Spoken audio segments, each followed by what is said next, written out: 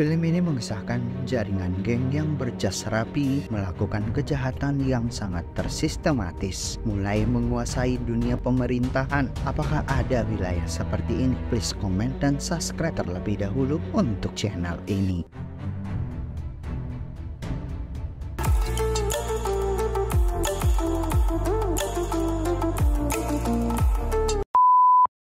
A candidate for the councillor regarding the crime rate in the city. 华龙，以后集团就交给你了。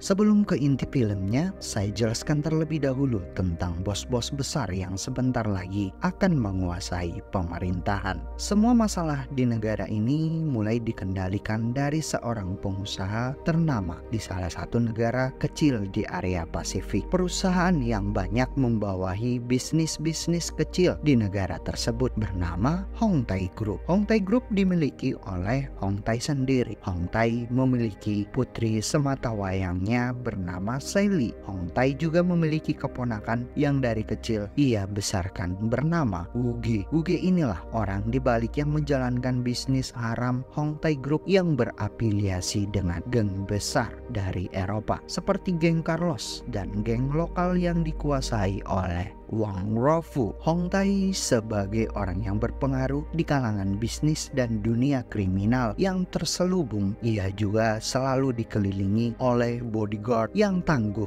dan kuat. Ma Wan Kang dan adik sepupunya Paman Chen membuat Hong Tai sangat susah didekati oleh orang-orang jahat yang mencoba untuk mendekat. Bisnis haram ini dijalankan Wuge menggunakan jasa geng Eropa, geng Carlos. Carlos bersama adiknya menjalankan seluruh bisnis seperti prostitusi, bisnis organ dalam, dan bisnis haram lainnya. Sementara cerminan Hong Tai dikenal kedermawanannya di kalangan masyarakat kecil, mencalonkan diri menjadi pejabat negara, mulai memfokuskan diri untuk memajukan negaranya. Hong Tai juga akan berencana memberikan Hong Tai Group ke orang kepercayaannya untuk diurus sepenuhnya agar ia juga bisa fokus dalam berpolitik. Orang itu adalah Oh Walong. Sebentar lagi ia akan menjadi pemegang utama Hong Tai Group, yang saat ini juga Oh Walong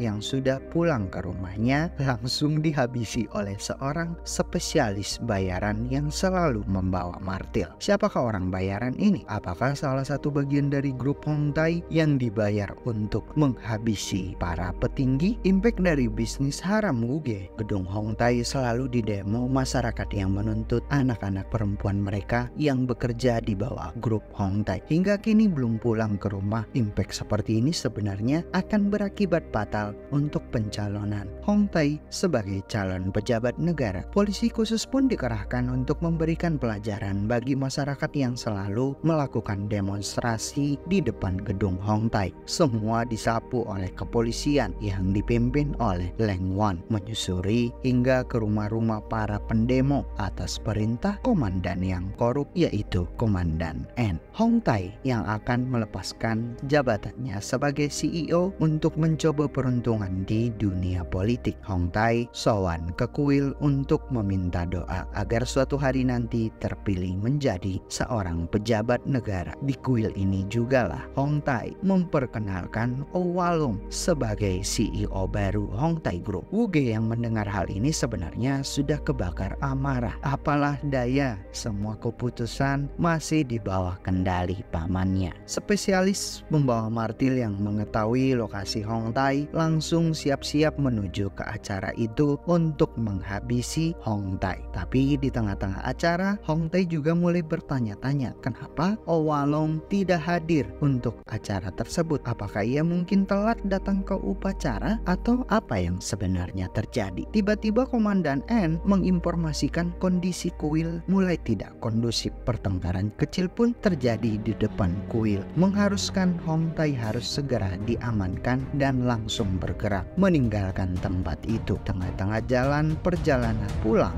mobil Hong Tai,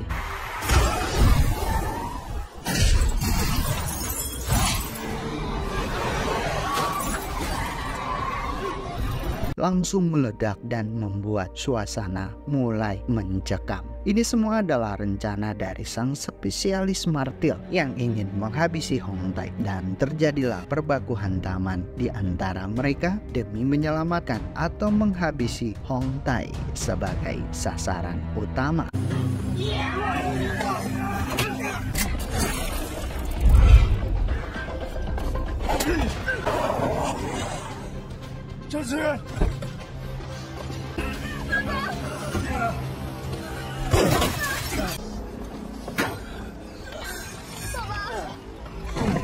Beruntung pihak kepolisian langsung datang menolong Hong Tai dan anak buahnya yang sudah banyak terluka. Spesialis martil gagal untuk menghabisi Hong Tai saat itu. Ia pun meninggalkan tempat itu dan langsung kabur. Hong Tai yang sudah tidak sadar langsung dilarikan ke rumah sakit terdekat dan saat ini sedang dirawat di rumah sakit. Komandan N yang sudah mulai mengenali identitas dan muka pelaku di kejadian ini terlihat di CCTV dan mengirimkan foto pelaku ke Paman Chen, membuat para bodyguard dan keponakan-keponakan Hong Tai mulai mengetahui bentuk muka pelaku tersebut. Sepertinya muka tidak asing dan mulailah membuat spekulasi di antara mereka, saling menyalahkan, saling menuduh siapa dalang di belakang semua ini, siapa yang mencoba menyewa seorang spesialis bayaran untuk menghabisi Hong Tai. Tentu tujuannya adalah untuk menguasai grup Hong Tai. Wang Ruofu langsung menuduh Wu Ge lah dalang di belakang ini. Jangan-jangan Wu Ge kesal terhadap pamannya karena sudah memberikan kuasa penuh ke Ouwalong untuk mengurus Hong Tai Group. Begitu sebaliknya, Wu Ge juga menuduh Wang Ruofu. Jangan-jangan ia adalah dalang di balik semua ini untuk menguasai bisnis haram grup Hong Tai. Atau kemungkinan Ouwalong dalangnya karena ia sudah tidak diketahui keberadaannya. Di antara mereka mulai timbul sentimen dan rasa ingin menyingkirkan satu sama lain, membuat orang-orang di dalam grup Hong Tai mulai tidak kondusif, mulai was-was dan saling tuduh-menuduh balik semua ini. Hingga belum bisa disimpulkan siapakah yang menyewa orang bayaran ini. Padahal niat Paman Chen sudah baik. Tangkap dulu orangnya, baru kita bisa menyimpulkan siapa orang di belakang semua ini. Akhirnya Wu Ge dan Wang Ruofu membubarkan diri dari rumah sakit. Wang Ruofu kembali ke markasnya untuk mengurusi bisnisnya kembali. Spesial martil ternyata mengikuti Wang Ruofu untuk masuk ke dalam tempat Wang Ruofu dengan tujuan untuk menyerahkan diri, mengakui perbuatannya bahwa ia juga telah menghabisi Ouwalong atas perintah seseorang. Tetapi sang martil tidak menyebutkan seseorang ini siapa. Sementara Paman Chen yang menjaga Hong Tai saat ini tidak berani menuduh siapapun di belakang ini. Justru Ma Wankang mencoba menghasut Paman Chen dengan mencurigai jangan-jangan Wang Ruofu sebenarnya dalangnya, yang seakan-akan memojokkan Wu Ge agar semua orang benci ke Wu Ge sebagai orang terdekat Hong Tai. Bisa jadi semua orang menyingkirkan Wu Ge dari grup Hong Tai. Ma Wankang langsung menuju ke tempat Wang Ruofu untuk mencari tahu detailnya seperti apa. Dan saat sang spesial martil mengakui bahwa ia adalah yang menghabisi Ouwalong, seseorang mulai mematikan lampu di rumah Wang Ruofu, langsung menghajar Wang Ruofu hingga menculiknya. Ma Wankang yang sudah sampai di tempat Wang Ruofu tidak mengetahui Wang Ruofu entah kemana. Wu Ge yang mendengar Wang Ruofu diculik malam itu bersamaan dengan Ma Wankang yang sudah ada di rumah Wang Ruofu, Wu Ge mulai berpikir dan mulai was-was. Berikutnya adalah dia. Apakah ia akan mengambil kesempatan ini agar bisa menguasai Hong Tai Group atau lari dari masalah? Akhirnya Wu Ge pergi menemui Carlos, meminta bantuan ke Carlos. Wu Ge berencana akan menghabisi Hong Tai malam ini di rumah sakit. Jika tidak, Wu Ge lah yang akan dihabisi. Bahwa ini adalah sebuah skenario Hong Tai yang rakus, ingin menguasai seluruhnya, ingin menjabat sebagai pejabat negara dan tetap menjadi CEO seumur hidup di Hong Tai Group, hingga menciptakan sebuah skenario menyingkirkan orang-orang terdekatnya. Ouwalong sudah meninggal meninggoy. Wang Ruofu juga bernasib sama. Dan target berikutnya otomatis adalah kemungkinan besar adalah Wu Ge. Jika Wu Ge disingkirkan, maka bisnis haram Hongtai akan berubah menjadi bisnis halal dan semua akan dikendalikan oleh Hongtai Group. Secara otomatis Carlos dan gengnya akan kehilangan bisnis mereka. Wu Ge menawarkan ke Carlos sebuah peluang bisnis dan kerjasama. Jika mau membantunya menghabisi Hongtai malam ini, bisnis hitam tetap berjalan dan sepenuhnya akan dipegang oleh Carlos. Selain itu, keuntungan bisnis Hongtai Group akan mengalir ke Carlos sebesar 30% dari keuntungan. Strateginya adalah Carlos menyingkirkan Ma Wankang yang sedang menuju ke tempatnya, sedangkan Wu Ge akan menghabisi Paman Chen dan Hongtai di rumah sakit. Dan saat Ma Wankang yang sudah sampai di dermaga, langsung baku hantam di antara keduanya.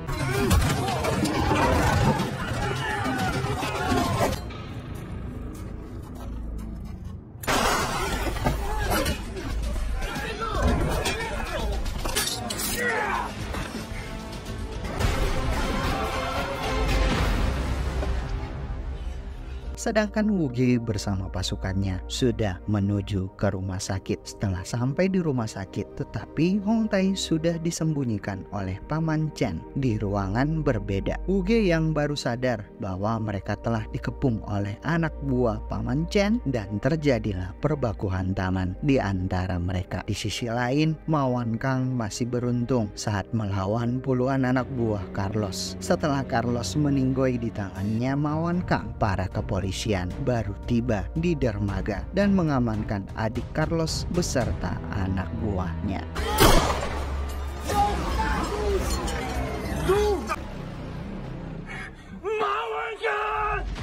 Sedangkan Wu Ge yang sudah terjepit dan kalah orang dari pasukan Paman Chen atas izin Hongtai, akhirnya keponakannya sendiri yang sudah ia besarkan disingkirkan begitu saja di malam itu.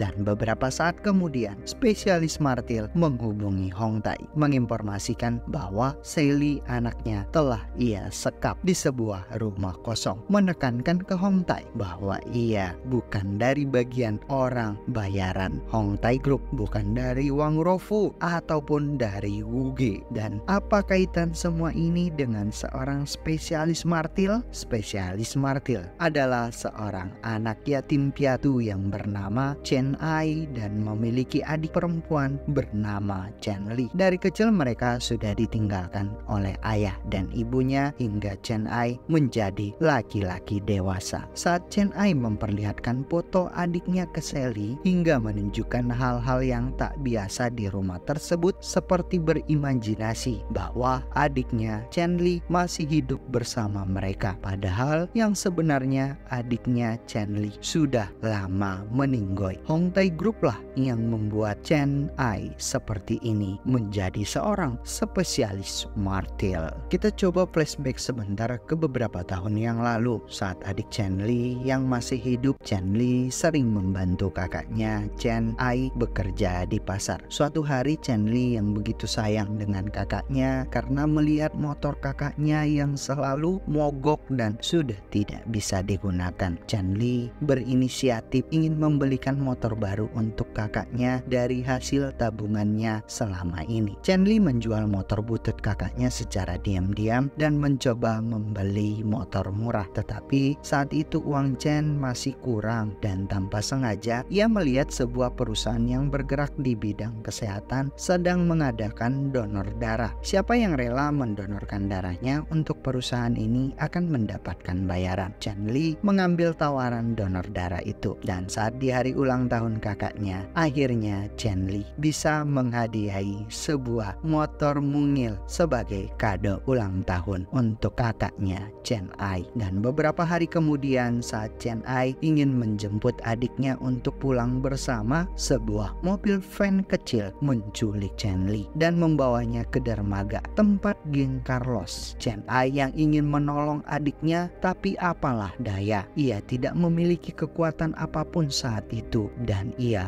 langsung dihajar hingga tidak sadarkan diri. Setelah itu Chen Ai dibuang ke laut. Ternyata acara donor darah tersebut adalah akal-akalan dari salah satu perusahaan Hong Tai Group untuk mengetahui sebuah golongan darah seseorang yang suatu hari bisa mendonorkan jantung untuk si penerimanya. Dan Chen Li sudah di dermaga. Setelah Chen Li sudah sampai di dermaga dibawa oleh anak buah Hong Tai, ia langsung diperkaos rame-rame oleh anak buah Carlos dan gengnya. Setelah diperkaos secara giliran oleh orang-orang kepercayaan Hong Tai, beberapa saat kemudian Hong Tai datang dan melakukan operasi untuk donor jantung yang dipindahkan ke anaknya bernama Sally. Itulah keterkaitan spesialis Martil dengan Hong Tai Group. Jantung yang selama ini digunakan Sally adalah jantung dari Chen Li. Setelah Sally yang mengetahui bahwa jantung yang selama ini ia gunakan adalah jantung adik Chen Ai, baru sadar bahwa apa yang selama ini dilakukan oleh ayahnya adalah salah. Selama 7 tahunlah Chen Ai mengintai dan membuat skenario ini untuk menghancurkan Hong Tai Group. Setelah semuanya sudah masuk perangkap Chen Ai, rencana untuk menghabisi seluruh akar grup Hong Tai mulai lebih mudah. Target berikutnya adalah Komandan N. Chen Ai menyerahkan diri ke kantor polisi dengan tujuan agar bisa bertemu dengan Komandan N. Saat Chen Ai diinterogasi oleh Komandan N, Chen Ai memperlihatkan video kelakuan aneh Komandan N ini, seorang komandan kepolisian penyuka bendera pelangi. Komandan N tidak mau citranya buruk di mata masyarakat akibat ulahnya sendiri. Komandan N meminta ke Chen Ai untuk menunjukkan file asli video ini agar bisa dihapus. Chen Ai akhirnya mau mengantarkan Komandan N ke rumahnya. Setelah sampai, Komandan N diarahkan ke ruang bawah tanah, dan di ruang bawah tanah inilah Wang Ruofu selama ini berada, disekap oleh Chen Ai. Dan saat Komandan N datang ke ruang bawah tanah, Wang Ruofu langsung berburuk sangka ke Komandan N bahwa ialah dalang semua ini, dan terjadilah saling baku hantam di antara keduanya sampai meninggoy. Dan beberapa saat kemudian Hong Tai datang bersama anak buahnya ke rumah Chen Ai untuk mencari Sally. Baru ia sadar ternyata mereka selama ini telah diintai dan dipantau oleh Chen Ai selama bertahun-tahun, dipermainkan oleh anak yatim yang dulu pernah adiknya dijadikan korban oleh Hong Tai Group. Rencana selanjutnya menelpon Hong Tai dan menginformasikan bahwa anaknya sekarang ada di pelabuhan di dermaga Carlos. Chen Ai mulai menciptakan sebuah konflik. Chen Ai menelpon adik Carlos menginformasikan sebentar lagi Hong Tai akan datang membawa pasukannya untuk menghancurkan dermaga bersama isinya, terutama adalah Anda mencoba mengadu domba antara kedua geng ini.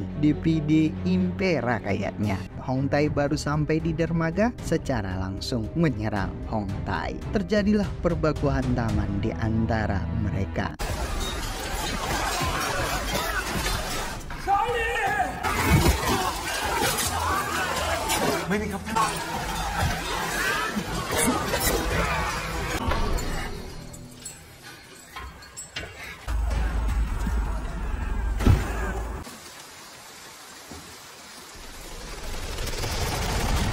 Di bawah naungan grup Hong Tai. Hong Tai yang sudah sibuk mencari anaknya baru ia sadar saat melihat 3 orang yang sudah mempermainkannya. Chen Ai, Ma Wan Kang, dan Lang Wen. Kepolisian yang dipercaya Komandan N, ternyata ketiga orang ini saling berkaitan satu sama lain dan memiliki tujuan yang sama untuk menghancurkan Hong Tai Group. Melanjutkan kisah 7 tahun yang lalu saat Chen Li sudah meninggoy, ternyata ternyata Ma Wan Kang juga adalah anak yatim piatu yang sudah kecil bersama dengan Chen Li di panti asuhan yang sama. Hingga mereka dewasa dan Ma Wan Kang adalah pacar dari Chen Li. Mengetahui musibah yang dialami oleh pacarnya dan lebih mencengangkan lagi saat Chen Li sudah dinyatakan meninggoy di waktu itu, Komandan N lah yang mengurusi semua masalah ini, membuatkan sebuah cerita yang mengatakan bahwa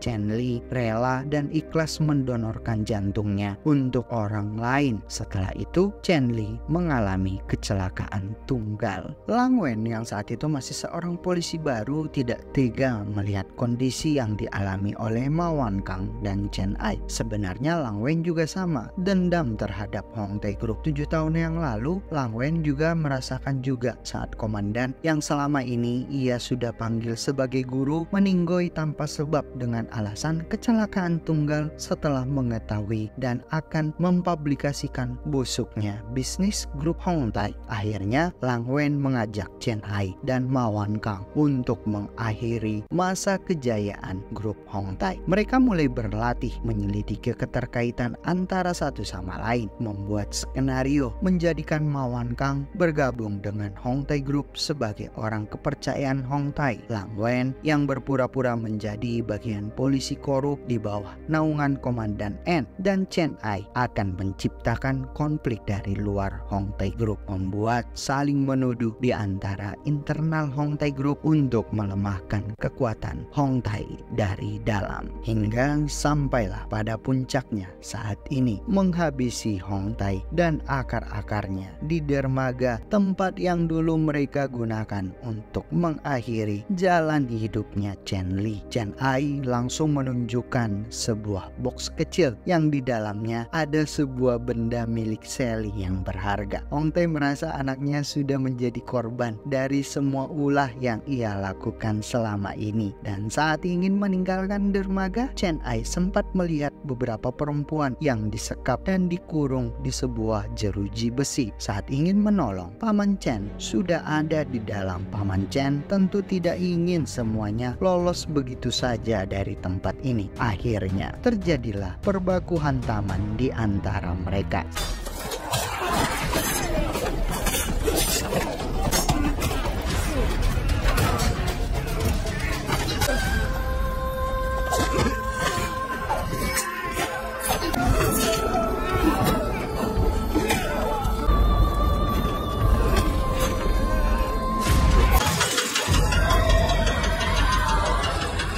Sementara Hong Tae mulai terguncang batinnya, mulai agak-agak sengklek kayaknya ya, akibat tidak bisa menerima apa yang ia alami saat ini. Hingga dari hasil perbaku hantaman itu, Ma Wan Kang tertusuk oleh Paman Chen dan meninggoy di dalam perbaku hantaman itu. Beberapa saat kemudian, kepolisian langsung datang dan mengamankan area itu. Sementara di tempat lain, Sally terbangun. Ternyata ia masih hidup di kebun bunga Chen Ai.